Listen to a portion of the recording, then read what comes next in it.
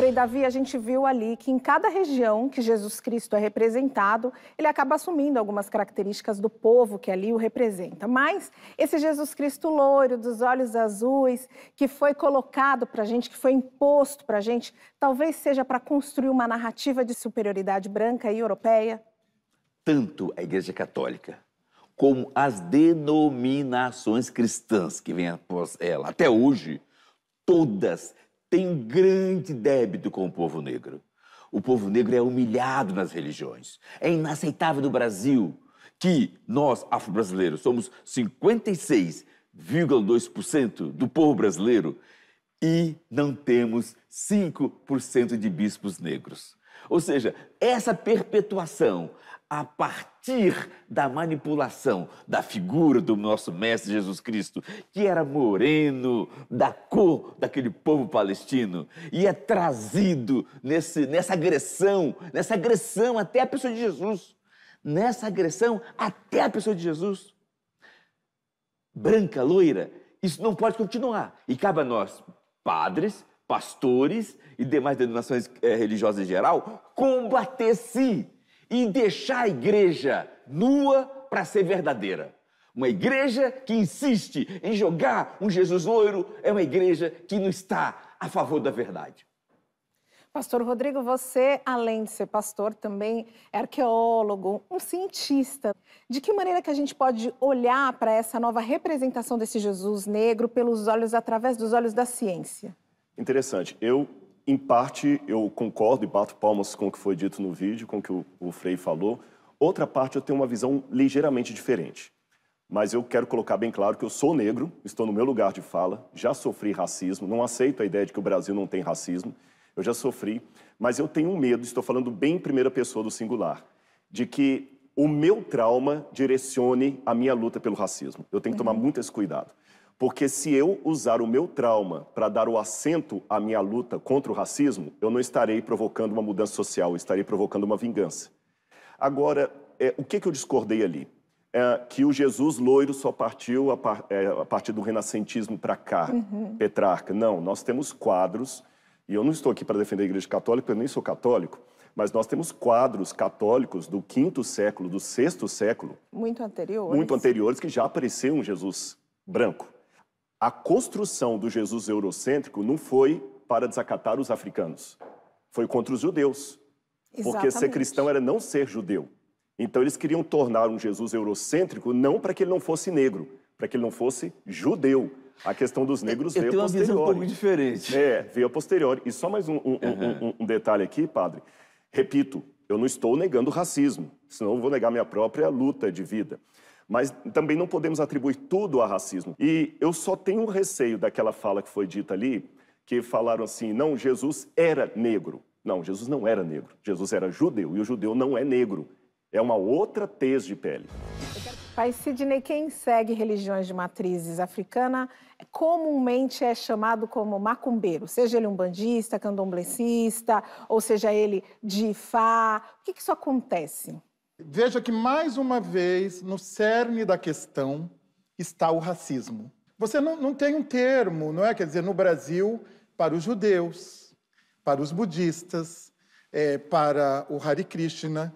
Quer dizer, então, é muita desonestidade intelectual você tirar o racismo das tensões, não é? Entre as religiões cristãs e as religiões hegemônicas. As religiões hegemônicas cristãs e todas as outras denominações e as religiões afrodiaspóricas. A gente não pode tirar. É racismo, é tudo racismo. Né? O que acontece hoje com as religiões afrodiaspóricas no Brasil é criminalização. Nós somos criminalizados. Quer dizer, eu posso perder o emprego por ser de terreiro, eu posso perder parte da minha família neopentecostal, não é? Quer dizer, se eu sou de terreiro e parte da minha família é neopentecostal, eu não posso lavar as roupas brancas na casa da minha própria mãe. Que religião é essa? Que religião é essa? Que fé é essa? Eu só quero o direito à existência. Eu sempre digo isso. Eu não quero que todo mundo seja de candomblé. A minha religião não depende da inexistência do outro. Eu não preciso que o Exatamente. outro inexista para continuar com a minha cultuar fé. a sua região. Pastor Rodrigo, eu queria voltar naquela nossa reportagem lá de Salvador, do acarajé, da Bahia, do bolinho de Jesus, porque eu queria te ouvir sobre essa discussão ali baiana. Muito bem, eu começo a minha fala aqui até dizendo uma coisa para o telespectador que está em casa entender. Vocês já perceberam no primeiro bloco que houve uma discordância entre mim e o Frei Davi, e certamente haverá também com o pai Sidney. Mas eu quero elencar aqui um provérbio, já atribuíram a Santo Agostinho, Tertuliano, o autor do provérbio se perdeu na história, mas eu vou citá-lo que ele continua sendo verdadeiro. No essencial, unidade. No não essencial, diversidade. Em tudo, caridade. Então, naquilo que é essencial, eu acho que não pode ter a opinião dele e a opinião minha. Racismo é crime, ponto. Aqui não tem cada um. O que você acha do racismo? Não existe isso. Isso aqui, unidade. Naquilo que não faz parte disso, ele tem a crença dele, eu tenho a minha. Agora, em tudo, caridade. Veja bem, como eu falei, eu sou negro, já sofri racismo, sofro ainda. Então, não estou contando uma história que eu li num livro, mas eu falei, eu tenho medo de usar o meu trauma para dar assento ao meu racismo. Por quê?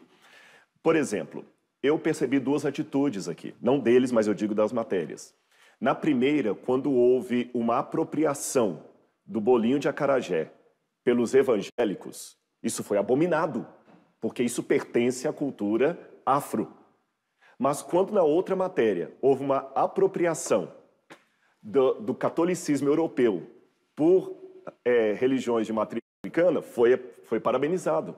Então, quer dizer, até que ponto, você está entendendo? Se eu estou procurando aqui uma integração cultural, por que é aplaudível uma missa com um tom afro, mas não é aplaudível um evangélico vendendo acarajé de um jeito evangélico? Quando disseram aqui, os evangélicos não se apropriam de outras religiões, só das africanas. Isso não é verdade.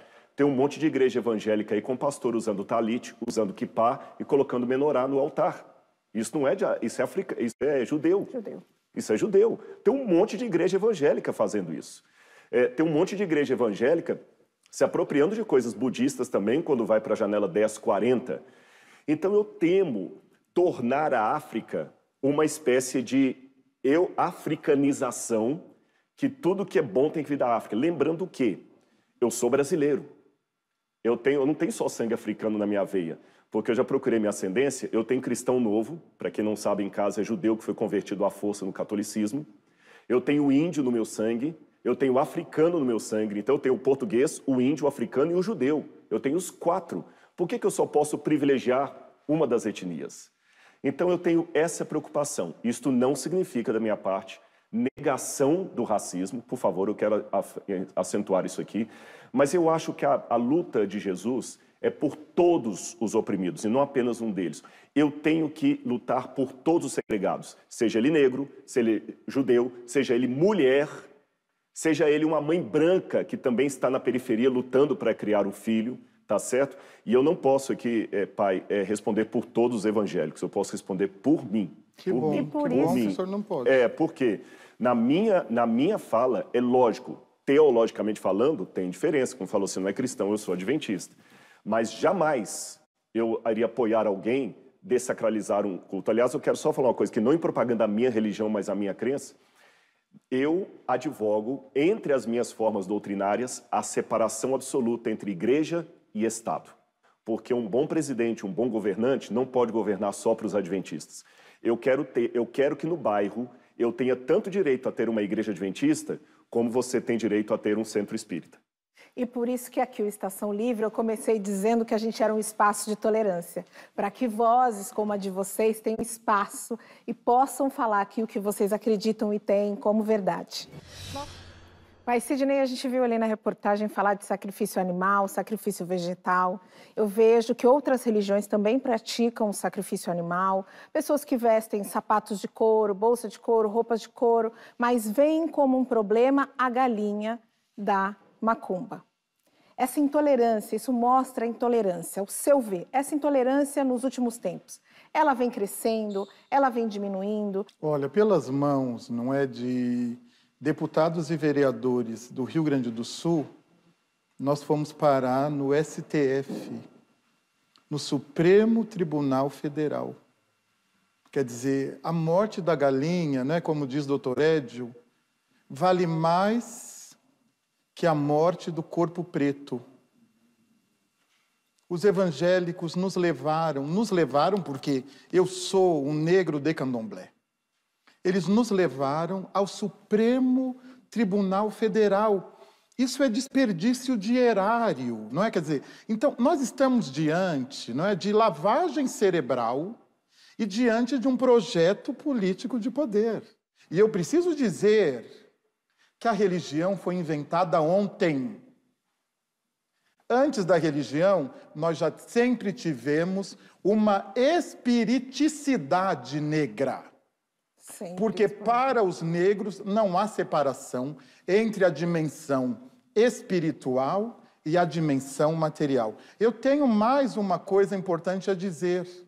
A religião é a privatização da espiritualidade. Hoje o capitalismo fez da religião a privatização da espiritualidade na sua origem, berço do mundo africana.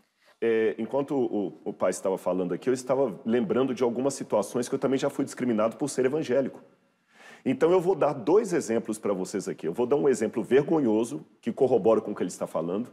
Uma vez eu trabalhei, quando eu fiz a faculdade de teologia, vendendo livros de porta em porta. E eu lembro que eu cheguei na casa de uma mulher, ela falou assim, você é crente? Eu falei, sou, então não vou te receber na minha casa. Eu falei, por quê? Ela falou, porque uma vez eu trouxe um crente para orar na minha casa, quando ele viu uma imagem de Nossa Senhora Aparecida, ele virou e falou o seguinte, tira essa negrinha daqui, senão você vai para o inferno. Ela falou, se eu estou no inferno, então o que você está fazendo aqui? Olha que vergonha. Eu falo isso aqui porque, infelizmente, existem... Eu sei que a minha vida é a única Bíblia que muito não adventista vai estar lendo lá fora. Eu digo Bíblia não no sentido de exclusividade, mas no sentido que a única doutrina adventista que talvez vocês vão conhecer aqui é o meu comportamento. A primeira doutrina da minha igreja chama-se Rodrigo Silva. Eu tenho essa consciência. E eu lamento muito, pai, pelas discriminações que vocês passaram por alguns evangélicos. Eu só faço um pedido muito singelo aqui. Eu sei que também é sem querer, mas a fala, os evangélicos nos levaram, ela também me dói. É pesada. Eu me sinto discriminado. Porque eu nunca levei um espírita à justiça por causa do direito dele, e eu sou um evangélico. Então, quando eu falo assim, os evangélicos nos levaram, os brancos nos levaram, totalitariza e me inclui. E eu sou preto, sou pastor, sou evangélico, e eu nunca levei um espírita à justiça. Existem, eu não tenho vergonha de admitir pela câmera, existem muitos evangélicos que dão vergonha, são como pantufa. Dentro de casa é confortável, na rua dá vergonha de usar. Eu admito isso. E admito que a minha vida é a pior ou a melhor propaganda do Jesus que eu adoro. Também admito isso. Mas, por favor, não usemos linguagens inclusivas. Há muitos evangélicos, o Frei falou aqui, né, o pastor, não lembro o nome dele, que faz um trabalho bom, que reconhece. É lógico, em termos doutrinários, eu não sou católico. Eu não sou espírita, então tem uma doutrina que é diversa da deles. Mas em termos de irmandade, eu não fui um hipócrita quando eu o abracei, tirei uma foto e perguntei se eu poderia colocar no Instagram. Sabe? E eu digo o seguinte, o mesmo Deus que eu amo, ama Ele. Mesmo que tenhamos compreensões diferentes. E como evangélico, eu também já fui discriminado. Então, assim como um negro às vezes é discriminado pela cor da pele, pelo tipo do cabelo, um evangélico também já foi discriminado. Então, vamos juntar forças e vamos dizer não à discriminação, seja para o espírita, seja para o evangélico, e cada um com a sua ideia, respeitando a ideia do outro. Vamos dizer não à intolerância religiosa. Seja em qual forma que ela vier.